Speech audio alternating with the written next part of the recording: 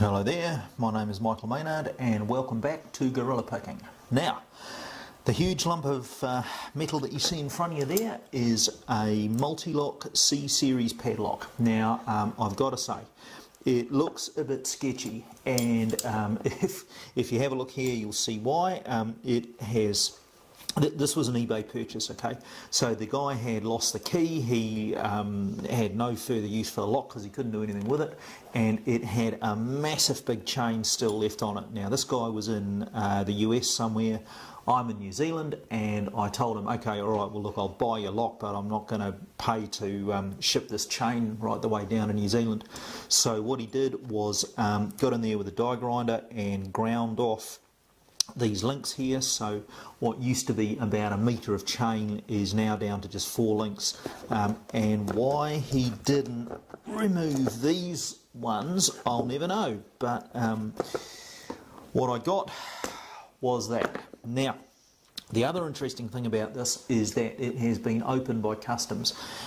Customs are taking quite an interest in me just recently, and about half of the Lock Sport packages that come through have been opened, and I don't know if I'm maybe on somebody's no-fly list somewhere or something, but anyway, either way, this one took ages to get to me. Customs had opened it, and then when I got it, I discovered that it's a bit of a tricky thing. Now I've never even seen one of these things before, let alone picked one. I don't have the key for it. All I have is the knowledge that we have got a shutter here that we've got to deal with, which frankly I'm not looking forward to because it's going to mess up the feedback that I'm getting, but it is what it is. And the other thing that we've got to do is strip this thing apart once we've got into it. Now, it just so happens I have a workshop manual for these things, and the very first 2 things on the manual, the first one says open the lock with the correct key, and I thought, well, okay, I'm buggered there for a start. And the second thing it says is that you need to take this Allen key out, this Allen screw out with a 2.5mm Allen key. Now trust me when I tell you 2.5mm doesn't go in there, but this Imperial one, 3/30 seconds or some bloody thing, I don't know what it is, fits there nicely. So not only am I flying in the dark here, guys, never had one of these in my hand before, haven't got a key so I don't know what the bitting's like, but on top of that the manual's no real help to me either. So you guys are learning as I do. And quite frankly, I'll be interested to see if I can get into this thing, and if I can, we'll learn something from that. So what we're going to do now is clamp it up. We'll get this great hunk of brass in the vise somehow, and or maybe even steel actually. We'll get this big hunk of steel in the vise and we will see what we can do. So back in a second.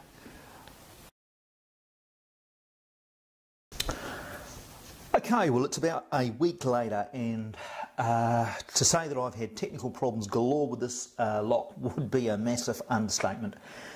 What I've discovered about it so far is that I can very definitely get it to an initial false set by picking it anti-clockwise. It feels to me like pins 1 and 5 are standard, 2 and 4 seem to behave like spools, and I think 3 is a standard pin that needs virtually no lift at all. It's a 0 lift pin, and if you even just nudge it, you've basically overset the lock. Alright, now you get to that point and you drop into a little false set. It's not a big one, and I am a little worried about that. I just wonder if that means that picking anti-clockwise isn't going to work terribly well. But what then happens is that you start setting your inner pins in the way that you have to with these things, and that's where the fun really starts. Now the bitting on this lock is an absolute stone cold bitch. There is no other way to describe it. And the ordinary picks that I use are the Spooks tool dimples, so that's these ones here. Let's just bring those up to the camera, or maybe zoom in so you can see what I'm talking about. That's the standard pick that I use for a a Mul-T-Lock. They come in a right and a left-handed version. These are heavily modified, so the dirty secret that nobody tells you about Mul-T-Locks is that even with the expensive Spooks picks, these end bits need modification before they'll actually pick a lock properly. But even with those things, I just cannot get near the inner pins on pins 3, 4 and 5. So what I've done, I have resorted to making some modifications to one of the other picks in the Spooks kit.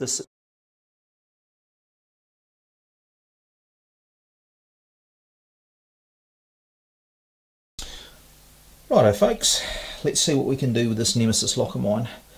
Moderate tension and looking for outers. Okay, one's binding already. Little click there. Nothing on 2, 3 is binding. Little click on that. 4 springy. 5 a little click there, nothing much though. Okay, back out to the front. 1. Nothing. 2 a little click this time. 3 feels set. 4 nothing. 5 nothing. Okay, back out again. 1 nothing. 2 a little click.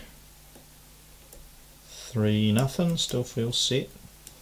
4 a little click. 5 nothing. That was my pick slipping off. Where's my false set here, gents? 1 nothing. 2 nothing. 3 nothing.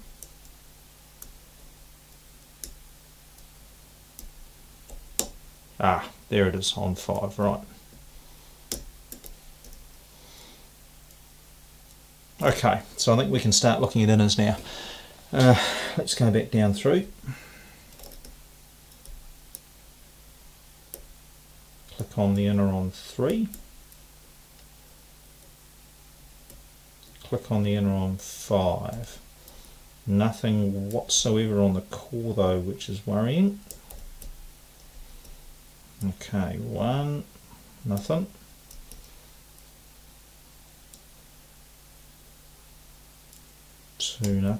2 maybe counter rotating. I'm gonna take a chance on 2.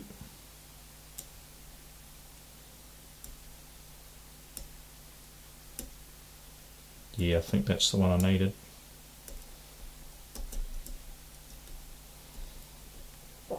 Still haven't got any deeper of a false set though. Okay, I think I'm starting to run into bitting issues here. Let's just try, that's the Suba one that's meant for difficult bitting on. Jesus, it's hopeless. It's a horrible pick. Okay, so what did I just drop because I couldn't feel what I was doing?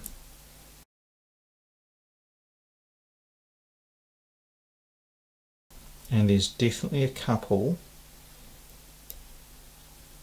that I'm not able to set adequately because of the bitting. How are we going to get into that? Let's use the pick backwards. Let's break all the rules.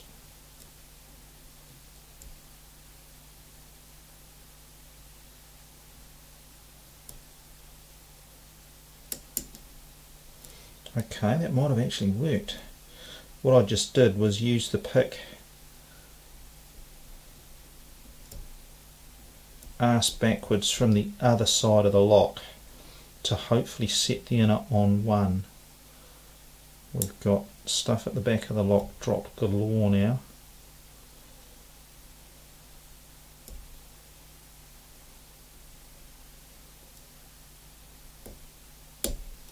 Which we are in the process of retrieving.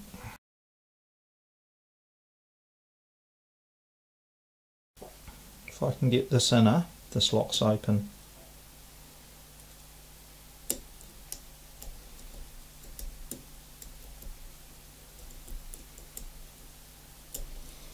Okay, I think that's the false set that I need.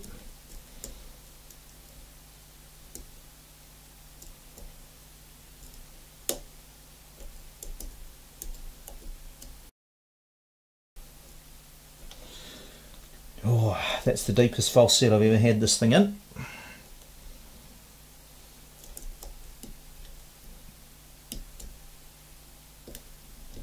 There it is, and we are open.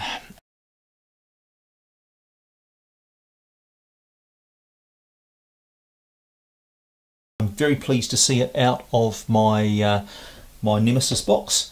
I know how I did it in the end. We had to use a conventional pick in a non-conventional way. I'm really happy with the problem solving element of that. I'm really happy that I got that sorted out. I would love to know what you gents thought of that effort. Please leave some comments below. Thanks for watching. I really enjoyed that one. My name's Michael Maynard and this is Gorilla Picking.